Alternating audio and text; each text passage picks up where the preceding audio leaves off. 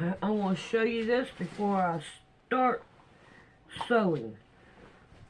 Now, I'm always putting the top one on a fold, and I'm putting this one down, so that way, there we go, so that way you don't really have that much to look at and all. And I think it'll go off pretty good, except for the different colors. Alright, let's see if we can get busy and get this right here sewed down.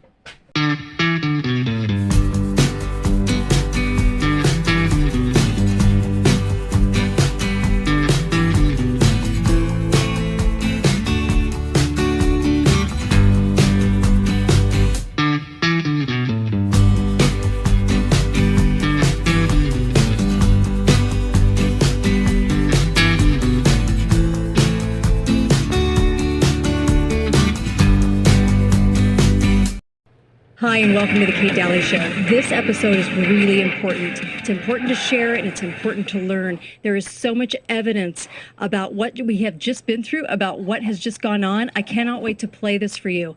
Back in February, the end of January and February, we started reporting on this story, and this is what we first heard. Mystery disease. And now we are seeing human-to-human transmission in family clusters and also in the hospitals. We have seen patients, especially children, who have a pneumonia but has no symptom of fever or cough, which means that it is not easy to recognize these cases of novel coronavirus infection, which makes the control of this outbreak more difficult. So it's a huge mystery. We don't know what it is. We seem to be working on the vaccine right now. I'll let you know, they started working on this vaccine a long time ago, but they started letting that cat out of the bag, and all of a sudden that we were in the middle of this mystery disease. Okay, they didn't know anything about it other than it was a corona, which is a common cold. Then we had, in March, we had Fauci saying that millions would die. The tie to this, are you thinking that hundreds of thousands of Americans could die from this? You know, I say that and it sometimes gets taken out of context, but we have to be realistic and honest. Yes, it is possible. Our job, Yes, it's possible. It's possible. He kept going on every major news program and saying, it's possible. Millions could die. Then we locked down our entire country. Over 27 deaths. Not 27,000, not 27 million, 27 deaths. Here you go. States, we continue to have new cases. As of this morning, there were 712, I believe, with 27 deaths. Guaranteed by the time of this evening, that's going to be up, and there'll be several more. Jeez Louise. We actually locked down our nation for that. This was the second week of March, and they were more than happy to do this. It was insane. On the other side of this, doctors were told something that was a lot different. Doctors were told that it was such a mystery, but they didn't, the CDC gave them the course of direction for this, and they were a little astounded because they weren't giving them much. Here you go. And so when I was in the emergency room in March and I was waiting for my first COVID patient, wondering, what am I going to do if someone comes in here dying of COVID? Because there is no approved treatment. We haven't been even given an offering of something that we could give to patients. We were told, just try to keep them alive with a ventilator, and 90% are going to die. That was not acceptable to me. The CDC should be the final answer on every disease. They're the Center for Disease Control, has tons of funding, lots of research, and so we assume that they know more about the diseases than we do. Than anyone else. Right. And the only thing that they're mandating is late-stage treatment. Is that correct? Well, the bottom line is we're told that the only treatment plan is now. Is late stage. Why were they just telling him to put him on a ventilator? It's so third world. You don't have any other course of action. If it's in the lungs and it's in a coronavirus, we know plenty about this. But they acted like we didn't know a thing. And so they said, put him on ventilators. The very thing that makes over 90% of the people die, when you put them on a ventilator, it takes over the breathing. And that's what they were telling the doctors to do. Luckily, this doctor, Dr. Richard Bartlett, came out in Texas and said budesonide is what he was using. It was an asthma steroid, and people were fine in 48 hours. But they were only told to absolutely just put him on a ventilator. And then we came to this. This is Fauci in March on 60 Minutes talking about masks. United States. people should not be walking around with masks. You're sure of it? Because people are listening really closely to this. Right now, people should not be walking. There's no reason to be walking around with a mask. When you're in the middle of an outbreak, wearing a mask might make people feel a little bit better, and it might even block a droplet, but it's not providing the perfect protection that people think that it is. And often, there are unintended consequences. People keep fiddling with the mask and they keep touching their face. And can you get some schmutz sort of staying inside there? Of course. But when you think masks, you should think of healthcare providers needing them and people who are ill. Now, if you go to post that now, they say it's false information because he said it so long ago. Really? He said it in March. Anyway, he knew, everyone knows, doctors know that they only wear them in emergency rooms for a reason. When you're sick and you visit the doctor, the reason that they never had him on visiting with sick people all the time is because we have an immune system. Fauci doesn't mention that, and nobody mentions that this year, but we do have an immune system. All right, so then in April rolls around, we're in this lockdown, every state's in this lockdown, and they start doing some different things with saying this is a case and this is a case and this is a case of COVID because the case numbers keep rising. So this is awfully strange. Here we go. Here's Illinois Health Department talking about the fact that they're kind of just including everything. In hospice and had already been given, a few weeks to live, and then you also were found to have COVID, that would be counted as a COVID death. It means that even if you died of a clear alternate cause, but you had COVID at the same time, it's still listed as a COVID death. So everyone who's listed as a COVID death doesn't mean that was the cause of the death, but they had COVID at the time of death. I hope that's helpful. That's why the numbers kept going up, because I was curious about that. I was thinking, wow, how could that be? And then Debbie Birx came out and said the exact same thing. So I think in this country, we've taken a very liberal approach to mortality. There are other countries that if you had a pre-existing condition, have a heart or kidney problem, some countries are recording that as a heart issue or a kidney issue and not a COVID-19 death. Right now, we're still recording it, and the great thing about having forms that come in and a form that has the ability to mark it as COVID-19 infection, if someone dies with COVID-19, we are counting that. Oh, okay. We're just counting everything because that's what we do. That's what we do here. Great. The cases kept going up, but they're including everything. Heart disease, falling out of an airplane, anything that you could possibly die from. It's now COVID. All right. So then Dr. Buttar, I love Dr. Buttar. Dr. Buttar did many, many videos, and he explained why we wear the mask, because everybody's walking around in April with a mask on. Everybody. And they're shaming and virtue signaling and all kinds of stuff. Really, you should be wearing an N95 mask if you're really serious about masking up. But they decided that the cloth paper mask would do. Dr. Buttar says why surgeons wear them and why we're not supposed to wear them every single day. Here you go. When a surgeon wears a mask or a nurse wears a mask, is it because they're afraid that they're going to get something? It's so that the surgeon, if he's drooling or spitting or coughing or sneezing, in the surgical doesn't field, sneeze or cough or spit or drool into the surgical field, into the sterile field. Right. That's, pretty much how it goes for history here, for the last century or two. But we changed it up, right? Everybody's wearing a mask now. Then there was a lot of attention on the testing, PCR test. And people started asking questions. What test are we giving? We're giving the PCR test. Well, the PCR test inventor, Kary Mullis, he actually was on video before his strange death a year ago that happened while he was very young. Just strangely. He invented this test, and he said it is not supposed to be diagnosing anything. Gee, I wonder why all the numbers kept going up in April.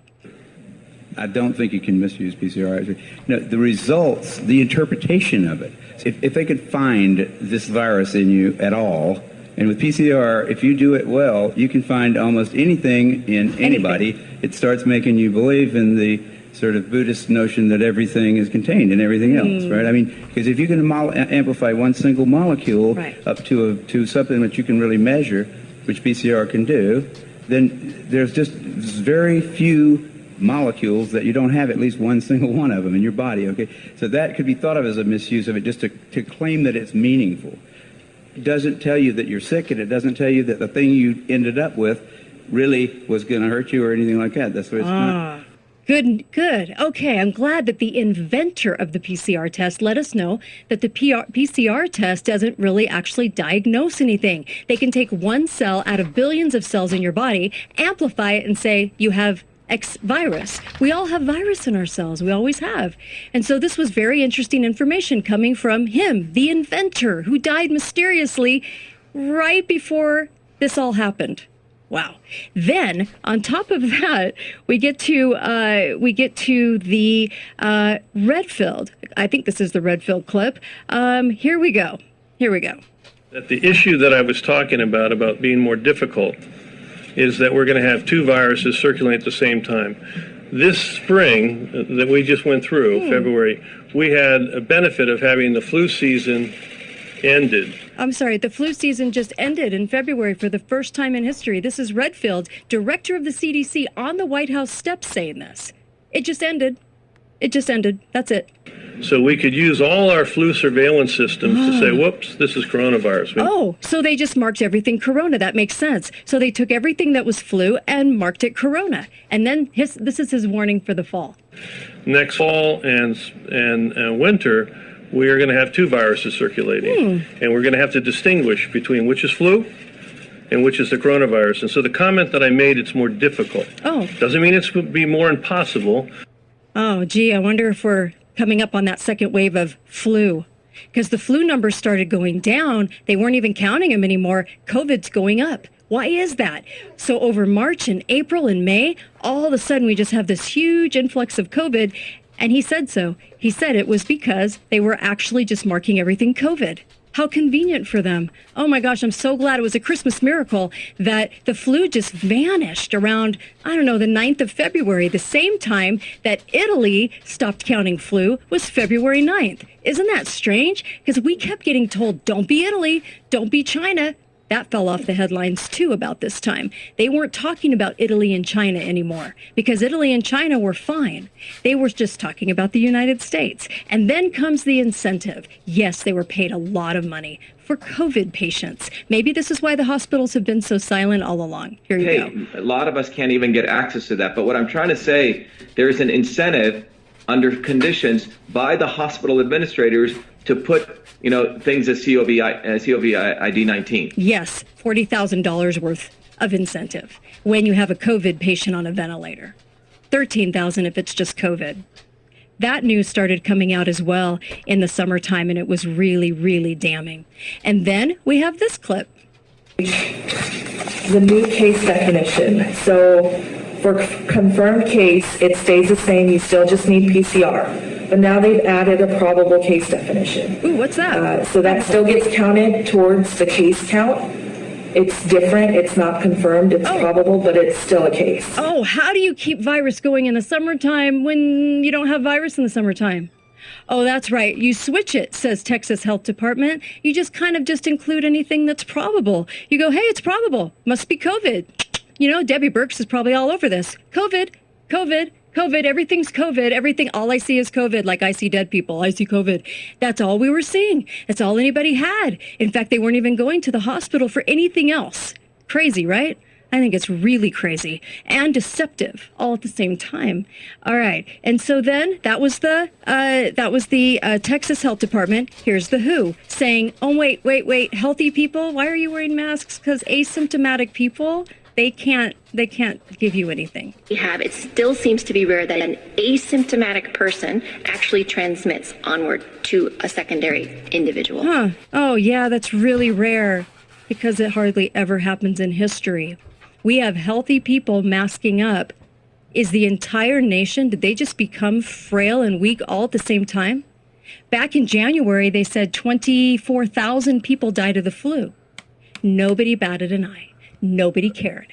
And then all of a sudden, you had even one case in an entire community, and the entire community went on lockdown. Lockdown measures, mask measures. Mandates are still not laws, but they're pretended to be. And we had a whole nation whose economy was hurting, and all this other information started coming out. Let me tell you what was coming out. In fact, let me bring you to the solution. The solution from day one was this vaccine they wanted to give us. For a cold virus? They've never done that before. Why are they doing it now? But lo and behold, it was only the vaccine. Well, guess what we found out at the end of the summer? That we had a little problem with the vaccine patents. In fact, the CDC is the vaccine patent manufacturer. Here you go. In 1999, patents on coronavirus started showing up. In 2003, the Center for Disease Control saw the possibility of a gold strike. And that was the coronavirus outbreak that happened in Asia. Now, by the way, let me just tell you right here, remember the inventor of the PCR test? Had you taken the same exact PCR test that you're taking now in 2004, you would have had SARS. Isn't that amazing? The test is so versatile and flexible. They saw that a virus they knew could be easily manipulated was something that was very valuable. And in 2003, they sought to patent it. And they made sure that they controlled the proprietary rights to the disease, to the virus, and to its detection, and all of the measurement of it. We know that Anthony Fauci, that Ralph Baric, that the Center for Disease Control, and the laundry list of people who wanted to take credit for inventing coronavirus were at the hub of this story. From 2003 to 2018, they controlled 100% of the cash flow that built the empire around the industrial complex of coronavirus. Well, this is January the 3rd. We're expecting snow tonight. Alright. You know, earlier I went out with no sleeves. And it was warm. And we've seen snowflakes. Alright, let's see if we can't go. I didn't like the way that the stitches were looking. So I'm going to hide my stitches now. I think I'm going to like it better. Because these are not showing over here. And I think I'm going to like them to be hid. Alright, let's... Sorry for interrupting, but I figured this was important. Yeah, they owned it. They owned it. They were able to manipulate it. We had bird flu. We had every kind of flu from every kind of animal you could ever imagine, right? In the last 20 years, it's because they owned it. And here's the deal. I just wanted to say this, too. About this time, in the summertime, is when we found out that Neil Ferguson from Imperial College, who had come out with that model, that 13-year-old model, in which he said millions and millions and millions would die worldwide, it basically came out as a fraud. Yeah, they never mentioned Neil Ferguson again. Everything we did as a lockdown was built on Neil Ferguson's model from Imperial College. And guess what? It was completely fraudulent and so old. In fact, they had used that model over and over again for Ebola and MERS and every single thing that we actually had heard of. In 2005, Ferguson predicted that up to 150 million people would be killed from the bird flu. Guess how many died? 282. In the entire world. We also found out that the CDC walked back COVID to flu status clear back in May. They also republished this in August and in August. And so we had both accounts where they said, wait a minute, they walked it back to flu status. Not only that, guess what, folks? Only 6% of all the deaths that they've actually attributed to COVID were actual COVID. Everything else had a comorbidity, meaning they were sick with something else like cancer, heart disease, and that's what caused the problem. Isn't that amazing? 6%? That's only over 9,000 people that have actually died from COVID. 9,000, and we locked down a nation, and we are still wearing masks as healthy people. Kind of amazing. And so, let me bring you to this. Here we go. The shortest time anybody's ever found a vaccine against any disease that I'm familiar with is about 7 years. The average time is 20. To be talking about a magic bullet coming in months, it borders on absurd. Yes. People like myself and Tony Fauci are saying 18 months. A year to a year and a half. If everything went perfectly, we could do slightly better than that.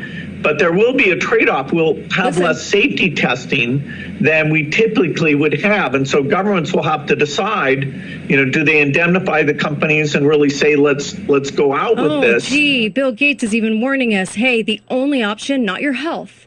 No one talks about health or immune system. Immune system's located inside the body, not in a paper mask. They never talk about health, and they never, ever talk about anything other than the vaccine.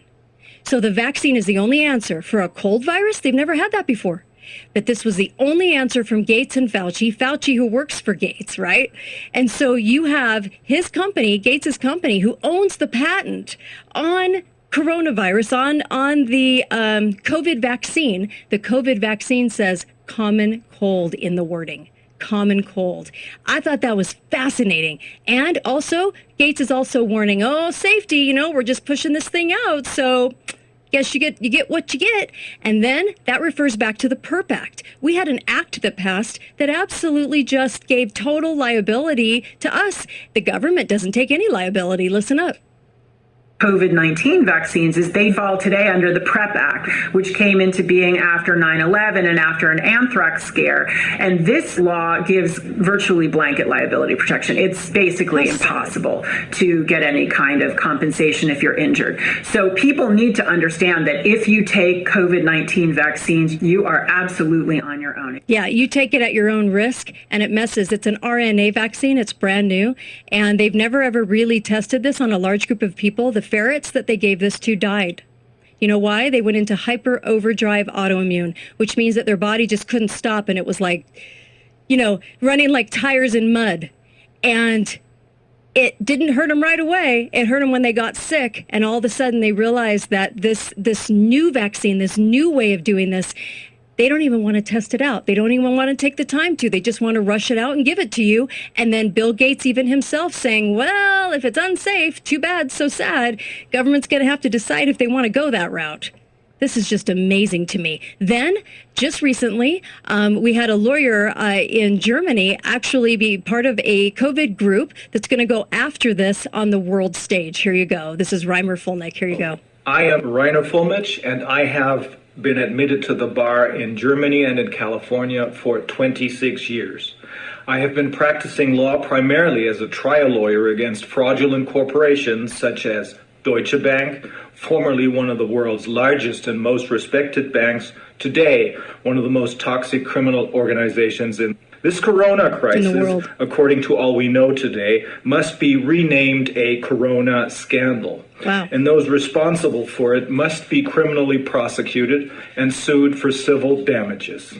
On a political level, everything must be done to make sure that no one will ever again be in a position of such power as to be able to defraud humanity or to attempt to manipulate us with their corrupt agendas. And for this reason, I will now explain to you how and where an international... Isn't that amazing? He's talking about his international group going through this and saying that we are going to sue now. We're going to sue, and we're going to make them liable for doing this to the world. And then last week, Dr. Scott Atlas, because Fauci was fired clear back in April, he's doing all of his own marketing of his interviews. He hasn't been seen with the president at the White House since April. So Fauci's on his own. Don't let him think don't think for a second that he is representing anybody but himself. But Scott Atlas actually is the White House person in charge of coronavirus. And this is the damning words. These are the damning words that he had to say about the public health department, meaning the CDC. Here we go. Committed. I can say this. History will record the faces of the public health expertise as some of the most sinful, egregious, epic failures in the history of public policy. They have killed people with their lack of understanding and their lack of caring about not just the impact of cases of COVID-19, a virus that the overwhelming majority of people do well in, notwithstanding, of course, we're not underestimating 200,000 Americans who died. That's tragic. But these people have been a gross failure because they never cared to consider the impact of the policy itself. And the policy itself has been a complete epic failure. And honestly, some people say a crime against humanity. A crime against humanity. You got that right. 200,000 deaths, honestly, in years where we've had up to 260,000 deaths from flu and respiratory, honestly, is not very high. The success rate, recovery rate success rate, in which you probably wouldn't feel a thing, and maybe sick for 3 days, is 99.8%. That's huge. The numbers just came out. It's 0.02% even have an issue with this. Around the country, and for months on end now, they've been saying only 15,000 people in the entire country, this is the WHO, on worldmeters.com, have been saying only 15,000 people are even considered serious. That doesn't even mean they're hospitalized. So hospitals are not overrun. The CDC came out and said only 6% of the deaths, 6% of the deaths are coming from COVID. Everything else is something else. And we've heard them admit to this as well. This whole thing, this whole year, and the implosion of our economy was all built on lies. It was all built on lies, with the only solution from the very beginning of a cold virus being a vaccine. And they're going to keep the masks on, and they're going to keep this going until that vaccine comes. And then they're going to force the vaccine. Ask yourself why that is. What is in that vaccine that they are desperately wanting to give you and your children? And they have 300 more in the works. The CDC partnered with Bill Gates years ago, and the two of them have been very, very busy in the vaccine department for a reason. They make a lot of money, and they can also put things in those vaccines that can be used for data, all kinds of reasons. I wanted to leave all this with you because I wanted you, there was so much evidence that I actually had to pick through and find some of the more damning pieces of evidence in their own words, but there's so much more. There's so much more here, and there's so many articles written. There's a lot of homework for you to do. And when you have this many accounts of information coming out that takes away from what you're being told by mainstream media, you need to think about it, and you need to do some research, because there's some very strong sides at play here. Thanks, you guys. Subscribe below and go to KateDalleyRadio.com for all the rest of the podcasts on all of these things, which we've expanded on basically every show since about the end of January, February. So make sure